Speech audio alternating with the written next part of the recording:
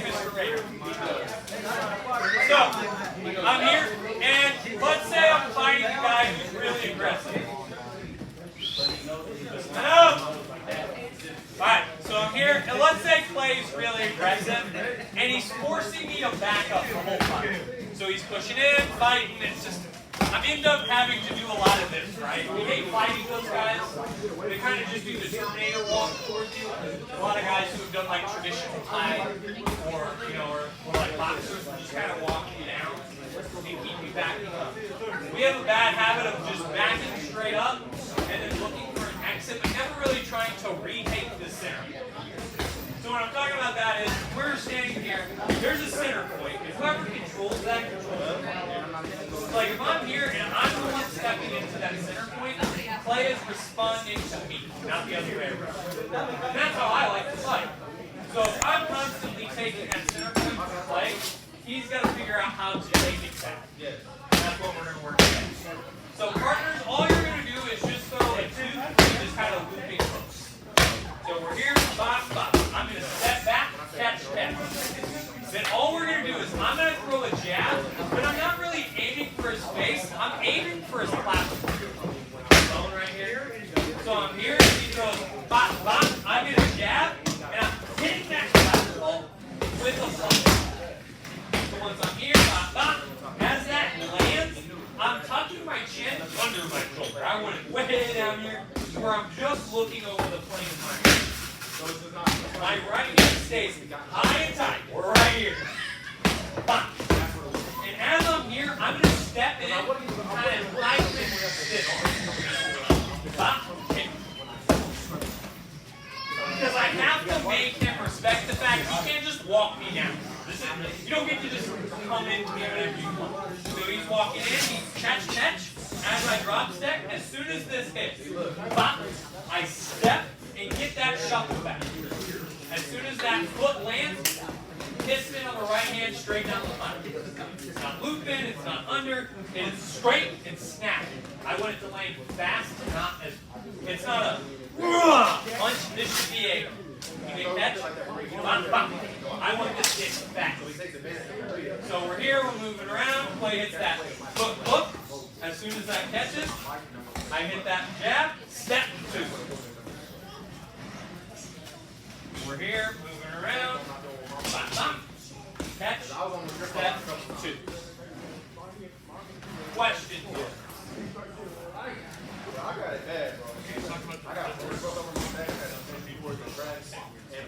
So when I'm here, I drop step. As he hits that one, I catch and step back with that two. As soon as this one hits, I'm just kind of shuffle step, driving him forward. Bop. And then I'm just turning right here in this two. Bop. Not a big step, not a big down. It's just I catch, step, step, two.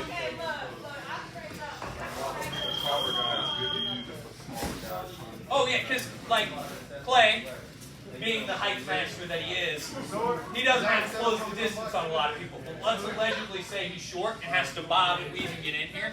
If I'm the taller guy and he loops, bop, bop, I can use this, get the stuff back, and hit that just sharp right hand off that catch. I'm retaking that center. Yes, I'm stepping him. So when I'm here, this is called a bully jab. I'm bullying. You don't get to just touch me.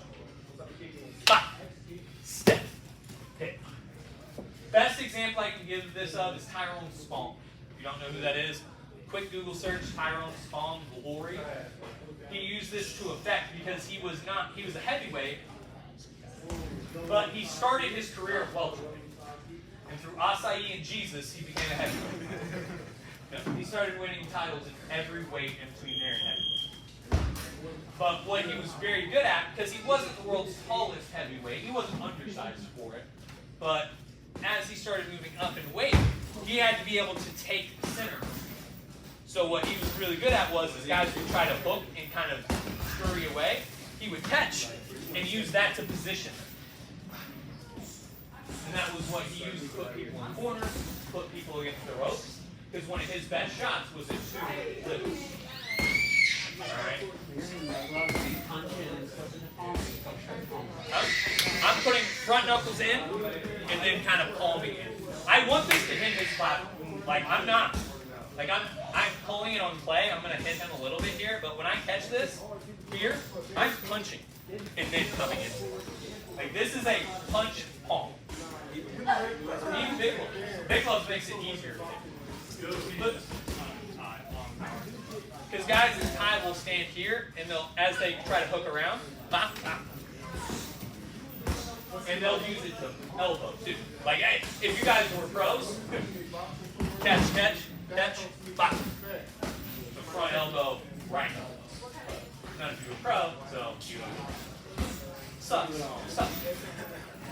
Questions on this? Then you're putting that jab on his near shoulder, right? Yes, that near shoulder. So when I'm here, if you're a dirty southpaw, how the hell did I get to me? So when I'm here, bop, bop, I'm still jabbing here, but I'm hitting it on that near side, and it opens him to that straight.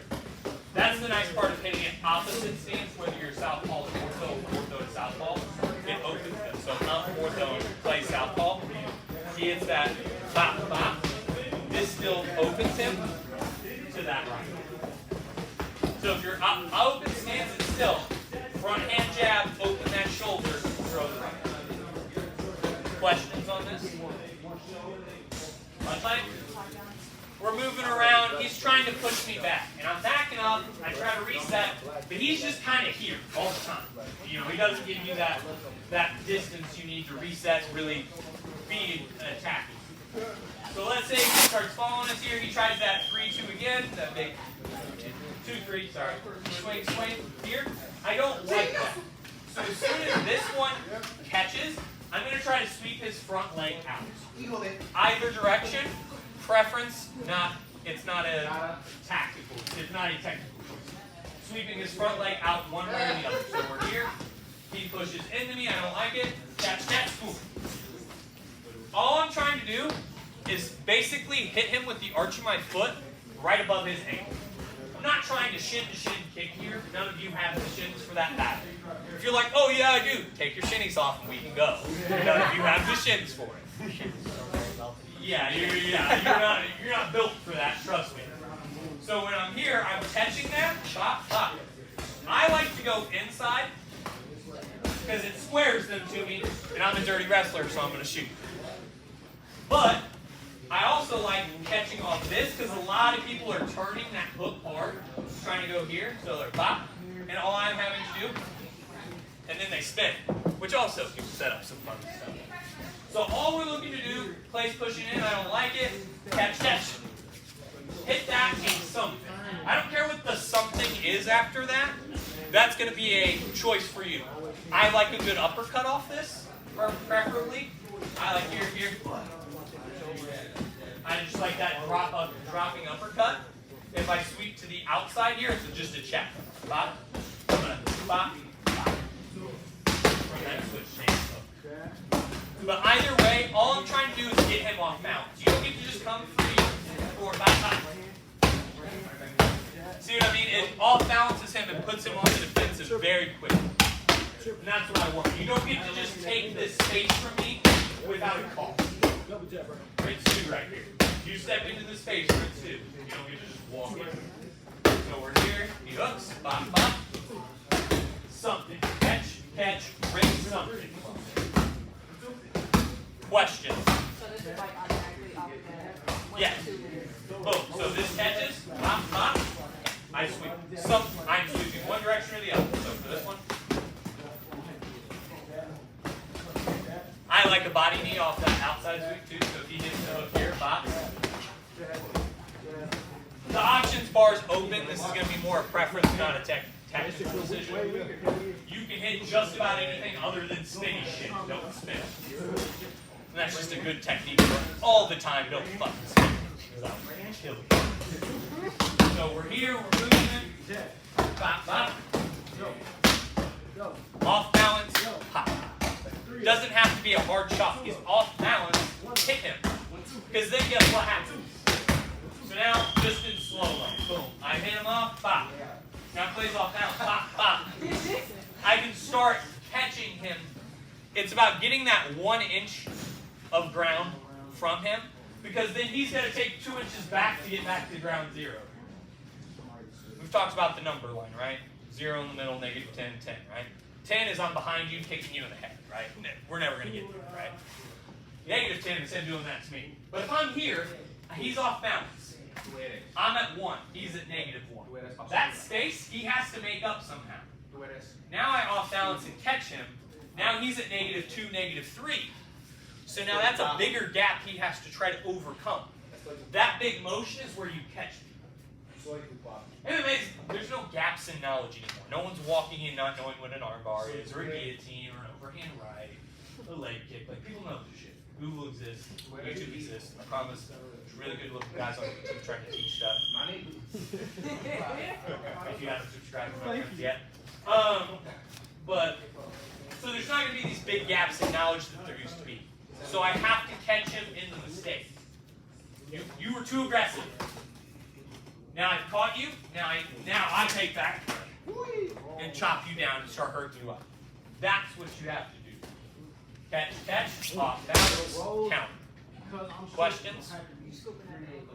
Yeah, I'm scooping just above, so because Clay's wearing nice shin pads. You see where the combat corner logo is? I need to be in between that and where the actual foot guard is. So I'm just hitting right there. Like this. Getting him to reset, just bop. Now, if you have that outside angle and you think you can chop that calf kick, great. I am not risking it because shin to shin sucks. If you've never gone shin to shin without pads on, sucks. Don't recommend it. 1 out of 10 don't recommend it. Alright, fill her out. Now I'm here with Clay. Clay's a real aggressive asshole. I don't appreciate it. He hits that hook. Spot, spot. We've worked jabbing, so we've used our hands. We've used our feet. Now we're going to use our knees. So when we're here, he hits those big hooks, bop, bop. All we're going to do, I'm going to catch at the bicep, catch at that same kind of, right where his neck comes into his shoulder. I'm not reaching for the neck, I'm not reaching for the shoulder, kind of that judo chop into his neck. Yep, nope. When I'm hitting this, it should hurt. Bop. And as soon as that lands, I'm just running a knee through his solar plexus. So we're here. Bop, bop, bop. Stop coming forward. Pavlov's dog. I ring the bell. Your mouth waters. You come too far forward and try to hit me, it hurts. That's all we're looking to do. He pushes into me. Bop, bop, bop. Catch, catch. Knee. Around. Bop, bop, bop. Something you see in kickboxing and Muay Thai a lot. That sweep, you were doing that inside sweep. Yeah. Stop all that, full left, right. I'm just wondering, is that too much one-legged action over in a day? The only thing I don't like about the sweep, there is guys sometimes if you're already locked in, will eat that knee. So when I'm hitting this, it's a reaction, and I'm out before you can try to catch that. So I'm trying to hit this more as a reactionary, bop, bop, bop. So that it's a reaction and you don't, because if I'm here, I don't like being hit. So if I can catch you here and then I see this knee coming, I'm going to shoot. Like, I will eat the one knee to take you down. I've proved that for a long time. Little black hit me very hard, but I got taken. So if I'm given that much time to see what's going on and you're in that space, you're in the pocket with me, I'm going to shoot. The only thing you run into is not wrong still. Like if you have a guy who's more of a kickboxer and you don't think he's going to grab you, it's not wrong. He hits this, what he's talking about here is that.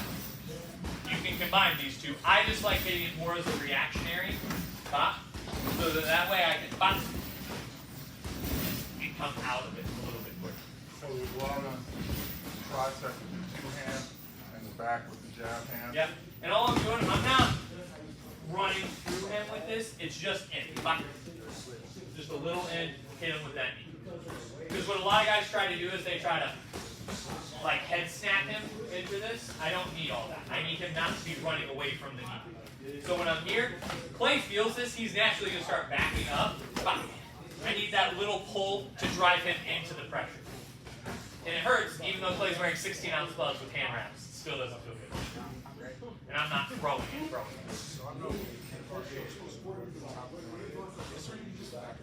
Back to that. So right where, so Clay in between his ear and his shoulder, I get Judy chop and grab. So I'm kind of, my hand's cupping right where that trap comes into his neck line. If I'm going to tie grip, like plumb, yes, I'm grabbing the top, the ball spot on Colby's head. If I'm here, I'm grabbing right. If I'm cross gripping, that's the difference. So plumbing, I hit the top of the head. Cross block, I'm into that shoulder, running neck. Once that knee lands, I stomp that foot to the ground, counter it at what you want, whether that's two, whether that's a kick, whatever that happens to be. Wrestlers shoot. Hit him. The goal of today is you don't take the center points. I decide who comes across this line, and it's not fluffy. That's the, as the kids would say, the BDE that you gotta have in the education. You gotta have that a little bit, because if I let Clay just walk me down, it's very hard to win an MMA fight going backwards. That's the Diaz brothers. Why they're 500 mediocre fighters. I will say that until the day I die. Tell me the last good win Nick Diaz had. You know, we can argue about it. BJ Penn passed his prime out of his weight class. Okay, thank you. 7 years ago. Yeah. So, stop, steer, hit, knee, back into stand. I don't let him take that middle one. All right. 1, 2, 3.